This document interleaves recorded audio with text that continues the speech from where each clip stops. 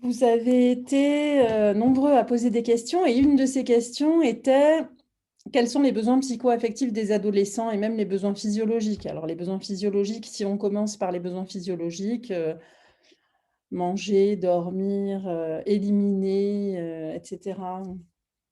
On va avoir, la puberté qui va faire son apparition et comme ça n'a l'air de rien, en fait. Quand on en parle pour les bébés de ces besoins physiologiques, ça nous paraît, très complexe et puis un adolescent, on peut se dire: «Bah, il a l'habitude de combler ses besoins physiologiques», bien entendu.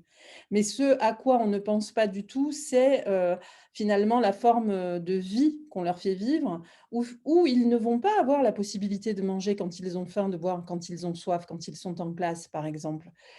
Les filles vont pas forcément avoir la possibilité d'aller se changer au moment où elles sentent que leurs règles arrivent. Enfin, il y a beaucoup de choses comme ça qu'on empêche, qui sont des entraves à leur développement et finalement, quand il y a un empêchement de combler ses besoins physiologiques, forcément, l'organisme est dans une sorte de stress et va avoir des comportements complètement inappropriés, parfois, pas toujours. Je trouve que les adolescents les encaissent plutôt pas mal, ces entraves au fait de combler leurs besoins physiologiques et quant aux besoins psycho-affectifs, je dirais qu'un des besoins psycho-affectifs les plus importants, c'est l'autonomie et dans la conquête de cette autonomie, il y a, la confiance dont on a besoin pour être soutenu, pour se sentir soutenu, dans cette espèce d'expérimentation et d'exploration qu'on fait de la vie réelle et on va avoir, des surprises, des bonnes surprises, des mauvaises surprises, mais tout ça est bienvenu